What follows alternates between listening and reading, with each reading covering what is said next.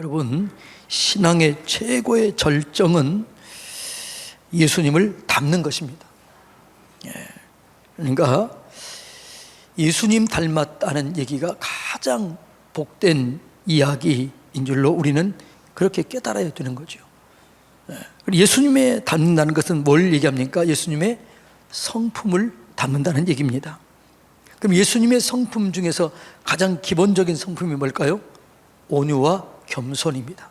그래서 오늘은 겸손한 자에게 주신 그 은혜를 살펴보며 이제 우리가 예수님의 성품을 담기를 원합니다.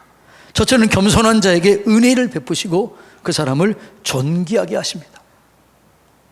하나님 뭐라고요? 겸손한 자에게 은혜를 주세요. 이 땅에 가장 능력 있는 이름이 뭐냐 그러면 예수 그리스도의 이름입니다. 예수 그리스도의 이름으로 구할 때 모든 것이 응답됩니다. 너희가 지금까지는 내 이름으로 아무것도 구하지 않았으나 구하라 그리하면 받으리니 너희 기쁨이 충만하리라. 내 이름으로 무엇이든지 구하면 내가 시행하리라. 네, 그러면 그 예수 이름이 그렇게 능력이 있게 된 비결이 뭐냐? 그 비결이 뭘까요? 오늘 본문은 이렇게 얘기합니다. 7절부터 10절까지 한번 읽어봅니다. 시작. 오히려 자기를 비워 종의 형체를 가지사 사람들과 같이 되셨고 사람의 모양으로 나타나사 자기를 낮추시고 죽기까지 복종하셨으니 곧 십자가에 죽으심이라. 이러므로 하나님이 그를 지극히 높여 모든 이름 위에 뛰어난 이름을 주사 하늘에 있는 자들과 땅에 있는 자들과 땅 아래에 있는 자들로 모든 무릎을 예수 이름에 꿇게 하셨다라고 말합니다. 그러니까 예수 이름에 능력이 있는데 그 예수 이름의 능력이 어디서부터 왔다고요? 겸손입니다. 죽기까지 복종하셨으니 하나님의 그를 지극히 높여 하늘과 땅 아래에 있는 모든 권세를 예수 이름 앞에 무릎 꿇게 했다. 이 겸손할 때 이런 능력도 우리를 경험하게 될 줄로 믿습니다. 하나님의 은혜는 누구에게 임해요? 겸손한 자에게 임하는 거죠. 자, 야고보서 4장 6절 한번 읽어볼까요? 다 같이 읽습니다. 시작. 그러나 더욱 큰 은혜를 주시나니 그러므로 일렀으되 하나님이 교만한 자를 물리치시고 겸손한 자에게 은혜를 주신다 하였느니라. 자, 노란 글씨만 읽어볼까요? 시작. 더욱 큰 은혜를 주시나니 겸손한 자에게 은혜를 주시느니라. 자, 하나님의 큰 은혜를 주시는데 이 큰 은혜를 누구에게 준다고요? 겸손한 자에게 주는 거죠. 그러니까 여러분들이요, 얼마나 많이 배웠느냐, 얼마나 많이 가지고 있느냐, 이건 걱정할 것 없어요. 하나님, 나는 부족합니다. 나는 연약합니다. 주님이 도우심 없이는 할 수 있는 게 아무것도 없습니다. 주님 도와주세요. 주님 함께 해주세요. 불쌍히 여겨주세요. 그럴 때 모든 지혜와 능력을 공급해 주실 줄로 믿습니다. 겸손한 자에게 은혜를 주시는 거예요. 그러니까 여러분들이 진짜 주님 앞에 겸손하면 하늘과 땅 아래에 있는 모든 것들을 예수 이름으로 얻게 되는 거죠. 그래서 겸손하라는 거예요. 베드로전서 5장 6절 다 같이 읽어볼까요? 그러므로 하나님의 능하신 손 안에서 겸손하라. 때가 되면 너희를 높이시리라. 예. 다윗이 겸손했습니다. 나의 힘이 되신 여호와여, 내가 주님을 사랑하나이다. 이 말은 무슨 말이에요? 주님 없이는 내 모든 것은 아무것도 아닙니다. 주님의 도우심 없이는 할 수 있는 게 아무것도 없습니다. 주님만이 나의 요새시요, 나의 방패시요, 나의 힘이시요, 나의 뿌리십니다. 주님이 도와주셔야만 됩니다. 그렇게 얘기를 했지요. 그랬더니 어떻게 해요? 어디를 가든지 무엇을 하든지 형통하게 했습니다. 그리고 때가 되었을 때 다윗을 높였습니다. 비참한 삶을 살았잖아요, 다윗이요. 그런데 때가 되자 오늘 본문 말씀처럼 하나님이 때가 됐을 때 높였다는 거죠. 그래서 왕 중에 왕으로 그를 높이신 거예요. 예. 여러분, 우리가 겸손할 때 하나님께서는요, 은혜를 베푸셔요. 우리가 어떤 죄를 지었다 할지라도 겸손하게 돌이켜 서면 그 자리에서 구원해 주셔요. 여러분, 이스라엘 나라 중에서 가장 악한 왕, 그러면 누구를 들 수 있나요? 가장 악한 왕은 누구예요? 아합으로 생각하지요. 그런데 아합보다 더 악한 왕이 있다라고 성경은 얘기해요. 아합은 이세벨의 꾀임에 빠졌지만 이 왕은 자기 스스로 가장 악한 왕이 되었어요. 이 악한 왕 때문에 나중에 남유다가 멸망을 당하게 됩니다. 그 왕이 누구예요? 므낫세. 므낫세 악한 왕이었습니다. 자, 므낫세 왕이 어떻게 악했는가 한번 볼까요? 열왕기하 21장 11절로 12절 다 같이 읽어볼까요? 시작. 유다 왕 므낫세가 이 가증한 일과 악을 행함이 그 전에 있던 아모리 사람들의 행위보다 더욱 심하였고 또 그들의 우상으로 유다를 범죄하게 하였도다. 그러므로 이스라엘 하나님 여호와가 말하노니 내가 이제 예루살렘과 유다에 재앙을 내리리니 듣는 자마다 두 귀가 울리리라. 그러니까 므낫세의 죄로 말미암아 나중에 바벨론이 멸망을 당해요. 이렇게 악한 왕이었습니다. 아합보다 더 나쁜 왕이었습니다.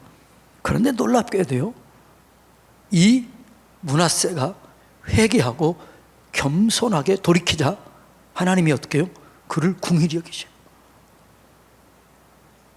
아합도 마찬가지예요. 아합도 돌이키자 그를 긍휼히 여겼다고 성경은 얘기합니다. 자, 오늘은 므낫세가 돌이켰을 때 어떻게 얘기하느냐.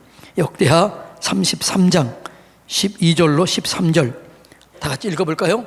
그가 환난을 당하여 그의 하나님 여호와께 간구하고 그의 조상들의 하나님 앞에 크게 겸손하여 기도하였으므로 하나님이 그의 기도를 받으시며 그의 간구를 들으시사 그가 예루살렘에 돌아와서 다시 왕위에 앉게 하시매 므낫세가 그제서야 여호와께서 하나님이신 줄을 알미니라. 아멘. 그렇게 악한 왕이었습니다. 나중에 이 므낫세 때문에 남유다를 멸망시킬 정도로 그렇게 악한 왕이었습니다.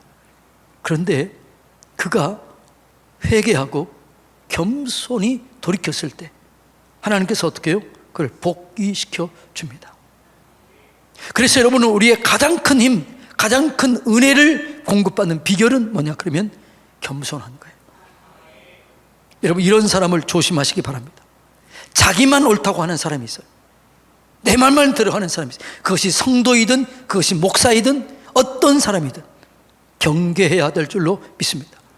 그런 사람과 썰타이 되면, 그런 사람과 묶여지게 되면 그 영혼이 죽게 돼요. 오직 우리는 하나님과 연결돼야 될 줄로 믿습니다. 하나님 외에 어떤 사람이라든, 심지어 제가 그렇다 할지라도 경계하시기 바랍니다. 네. 오직 우리가 믿고 의지할 분은 하나님밖에 없습니다. 하나님을 의지할 때 은혜를 베풀어 주실 줄로 믿습니다. 자, 하나님은 겸손한 자에게 여러분 지혜를 주세요. 자, 은혜를 베푸시고 지혜를 주십니다. 잠언 11장 2절 다 같이 한번 읽어볼까요? 시작. 교만이 오면 욕도 오거니와 겸손한 자에게는 뭐가요? 지혜가 있느니라. 교만한 자는 욕된 일이 와요. 고난이 와요. 하나님을 대적하기 때문에 하나님의 보호를 받지 못해요. 그러나 겸손한 자에게는 하나님의 지혜를 주시는 것입니다. 이 세상에서 가장 월등한 지혜는, 세상이 감당하지 못할 지혜는 누구 지혜예요? 하나님이 주신 지혜. 그러니까 하나님이 주신 지혜를 가지고 있는 자를 어떤 사람이 감당하지도 못합니다. 그런데 그 하나님이 이 지혜는 누구에게 준다고요? 겸손한 자에게 주시는 은혜라고 성경은 얘기합니다. 교만한 사람은요, 자기가 옳다라고 생각하고 자기가 옳다라고 생각하기, 자기만이 옳다라고 생각하기 때문에요, 배우려고 하지 않아요. 그리고 다 비판해요. 다 판단해요. 그리고 다 정죄해요. 왜? 자기만 옳다고 생각하니까. 그런데 겸손한 사람은 나는 늘 부족합니다. 늘 연약합니다. 주님 도와주세요. 배우려는 자세를 가지고 있습니다. 그런 사람을 하나님께 쓰시고 그런 사람을 하나님께서 세워주실 줄로 믿습니다. 겸손한 사람은요, 항상 하나님의 은혜를 갈망합니다. 여러분, 때로는 이럴 때가 있지요. 참 나는 부족하다. 나는 참 연약하다. 나는 왜 이렇게 연약한 게 많은가? 이럴 때 있어요, 없어요? 여러분, 그때 주님이 가장 가까이 계시고, 그때 주님께 기도하면 모든 지혜와 모든 은혜와 모든 능력을 주실 줄로 믿습니다. 자, 솔로몬이 지혜를 얻었을 때, 그런 마음을 가졌을 때 지혜를 주었습니다. 자, 열왕기상 3장 7절로 12절 다 같이 읽어볼까요? 시작. 나의 하나님 여호와여, 주께서 종으로 종의 아버지 다윗을 대신하여 왕이 되게 하셨사오나 조궁은 작은 아이라 출입할 줄을 알지 못하고. 자, 이게 뭐라고요? 종은 작은 아이라 출입할 줄을 알지 못합니다. 어떻게 해야 될지 모르겠습니다. 이렇게 얘기한 거예요. 자, 다 같이 읽으면 시작. 왕께서 택하신 백성 가운데 있나이다. 그들은 큰 백성이라 수요가 많아서 셀 수도 없고 기록할 수도 없사오니 누가 이 많은 백성을 재판할 수 있사오리까? 듣는 마음을 종이에 주사 주의 백성을 재판하여 선악을 분별하게 하옵소서. 솔로몬이 이것을 구하며 그의 말씀이 주의 마음에 든지라. 이에 하나님이 그에게 이르시되 내가 이것을 구하되 자기를 위하여 장수하기를 구하지 아니하며 부도 구하지 아니하며 자기 원수의 생명을 멸하기도 구하지 아니하고 오직 송사를 듣고 분별하는 지혜를 구했으니 내가 내 말대로 하여 내게 지혜롭고 총명한 마음을 주노니 내 앞에도 너와 같은 자가 없거니와 내 뒤에도 너와 같은 자가 일어남이 없으리라. 아멘. 이게 중요한 것이에요. 내 앞에도 이와 같은 자가 없고 내 뒤에도 이와 같은 자가 없을 것이다. 이 말을 다시 말하면요, 너처럼 겸손하게 내게 와서 구한 자는 이전에도 없고 앞으로도 없을 것 같다. 이 해석 맞아요, 틀려요? 맞아요. 그러면 내가 진심을 하나님께 더 겸손하게, 더 낮아져서 하나님께 구하면 주실까 안 주실까요? 주시죠. 겸손한 자에게 지혜를 주실 줄로 믿습니다. 그러니까 우리는 늘 하나님 앞에 겸손해야 돼요. 하나님, 내가 할 수 있는 거 아무것도 없습니다. 나는 부족합니다. 지혜를 주십시오. 그러면요, 생각이 나요. 떠올라요. 아, 이렇게 하면 되겠다. 이런 마음이 드는 거예요. 그리고 그렇게 하면 하나님이 책임을 져주는 거죠. 그래서 내 인생이 열려지게 되는 거죠. 이것이 겸손한 자에게 주신 은혜인 줄로 믿습니다. 겸손한 자에게 은혜를 주시고 지혜를 주십니다. 그리고 겸손한 자에게 하나님이 일을 맡기십니다. 하나님이 겸손한 자를 쓰십니다. 사울 왕이 겸손했을 때 그를 쓰셨습니다. 사울 왕도 똑같이 하잖아요. 우리 집은 가장 작습니다. 우리 가문은 가장 연약합니다. 그렇게 생각하고 있을 때 그를 쓰셨어요. 그러니까 하나님께 쓰임받았던 모든 사람은 겸손한 자였어요. 겸손할 때 쓰시는 거죠. 자, 여러분, 우시야 왕 이야기 한번 들어볼까요? 그는 16살 때 왕이 되었습니다. 그는 겸손했을 때 하나님이 그를 도왔습니다. 하나님이 그를 책임져 주었습니다. 형통하게 했습니다. 그러나 그가 강해지자 그는 교만해졌습니다. 그러다가 망합니다. 그의 이야기 역대하 26장 4절로 5절 다 같이 읽습니다. 우시야가 그의 아버지 아마샤의 모든 행위대로 여호와 보시기에 정직하게 행하며 하나님의 묵시를 밝히 아는 스가랴가 사는 날에 하나님을 찾았고 그가 여호와를 찾는 동안에는 하나님이 형통하게 하셨더라. 하나님을 찾았다는 말이 무슨 말? 겸손하게 하나님을 구했고 그가 하나님을 겸손하게 구하고 찾을 동안에는 하나님이 형통하게 하셨더라. 이렇게 얘기합니다. 여러분, 우리가 언제나 겸손하게 하나님을 찾고 하나님을 구하면 하나님께서 언제나 우리와 가운데 찾아오십니다. 그리고 쓰십니다. 그리고 교만한 순간 멸망을 당하게 되어 있습니다. 자, 점점 그가 힘이 나라가 강성해져 교만해졌어요. 그래서 그는 제사장이 드려야 할 제사를 자기가 드리기로 마음을 먹은 거예요. 그러자 선지자 아사랴가 80명의 제사장들을 데리고 가서 안 됩니다. 왕이여 그렇게 하지 마십시오. 그러면 어려움을 당합니다. 그러자 어떻게 해요? 우시야 왕이 화를 냅니다. 교만해진 거죠. 여러분, 구약의 제사는 반드시 세 가지 방법을 통해서 제사를 드려야 했습니다. 첫째는 어디에서요? 하나님이 택하신 성전에서 제물을 가지고, 그 다음에요 제사장의 도움을 받아 드려야 했어요.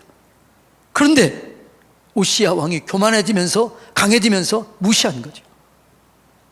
그리고 80명의 제사장들이 가서 만류했지만 화를 냅니다. 자, 그가 어떻게 됐을까요?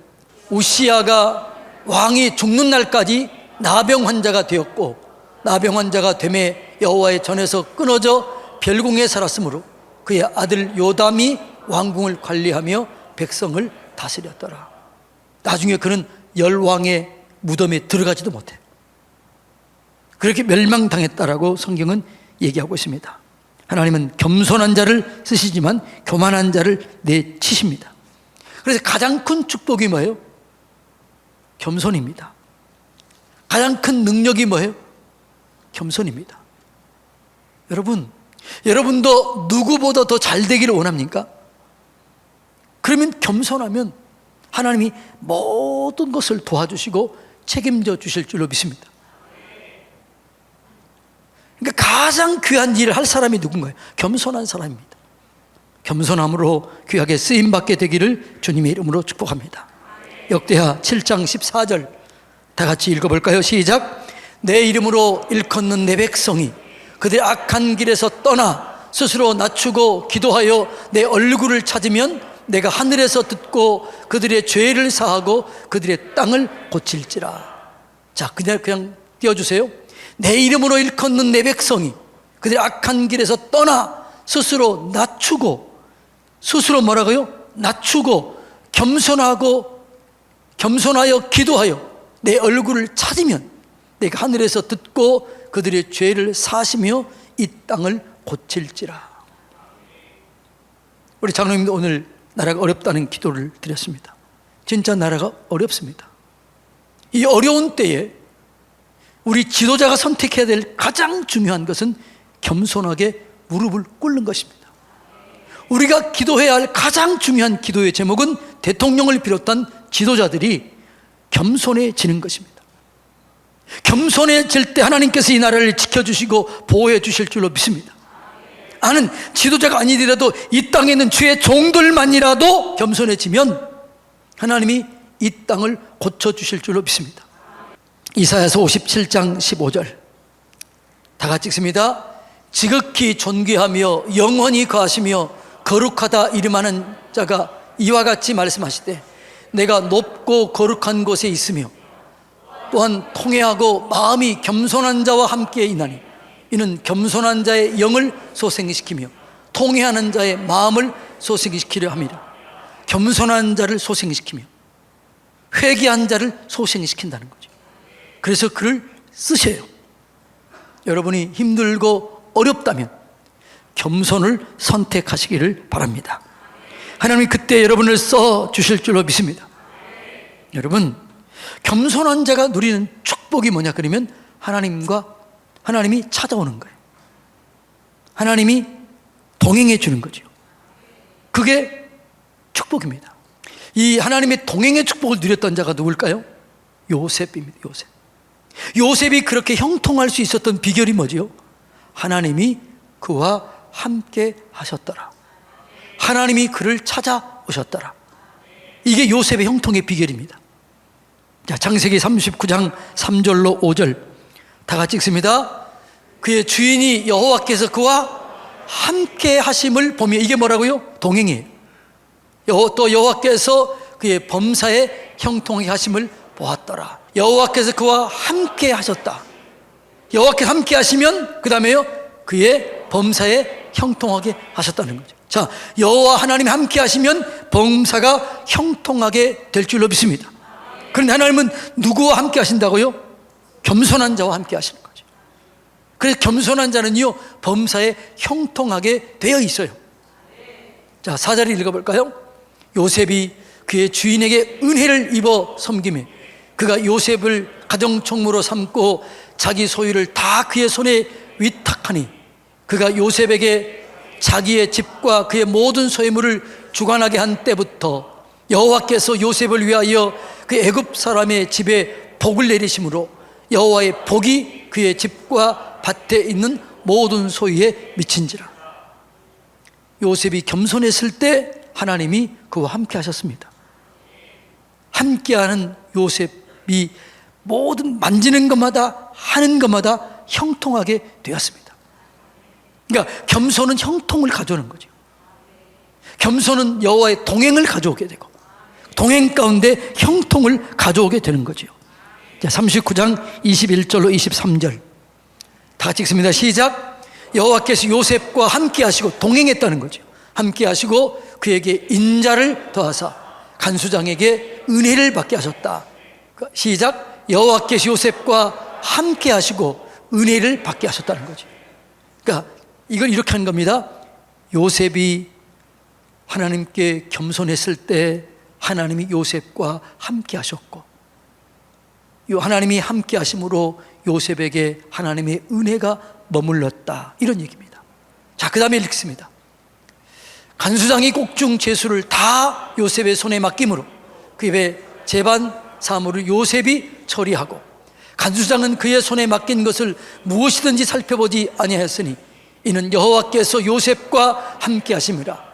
여호와께서 그를 범사에 형통하게 하셨더라. 아멘. 여호와께서 그의 범사에 형통하게 하셨더라. 하나님이 그와 함께 했습니다. 어느 때요?